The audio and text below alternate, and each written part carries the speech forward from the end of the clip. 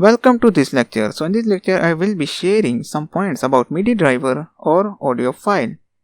After the end of the video you will get to know about which one is suitable for the piano application. Now means which one is suited best for our piano application. Now first I am going to discuss the MIDI driver. For playing a piano note in an Android device on a click of a piano key, so when you click on the piano key, we can use both MIDI driver or audio files. So when you click on the piano, then you want to play a sound. So you can achieve this task by using both MIDI driver or audio file. The problem with MIDI driver is you will need to give the credits to the creator of the MIDI driver. Also, you need to use some external dependencies or need to understand how to use it properly.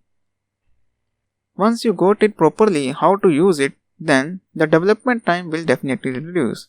But the problem is if you publish the application in Play Store without giving credits to the developer, and then your application may be rejected because you are not taking the permission from the creator or the developer of the driver that creates the MIDI driver or any other dependency. So if you publish it on Play Store, then maybe your application rejected due to copyright. Also, when you use the external dependency, then you need to work according to the rules specified by the creator of the dependency. Now it's time to discuss some points regarding audio file. Now similarly, in audio file, you also need to give the credit to the creator. You can purchase the audio files from different websites at affordable price.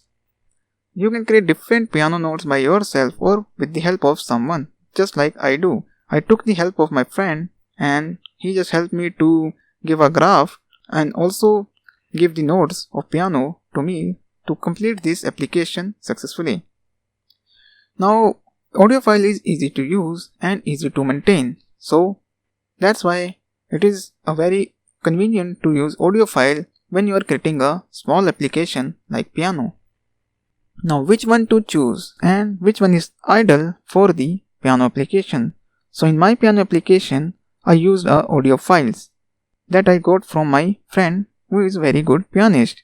And also I use in piano application because it is very easy to use and quickly to implement. So that's all about this lecture. Thanks for watching and I will see you in the next lecture. Thank you.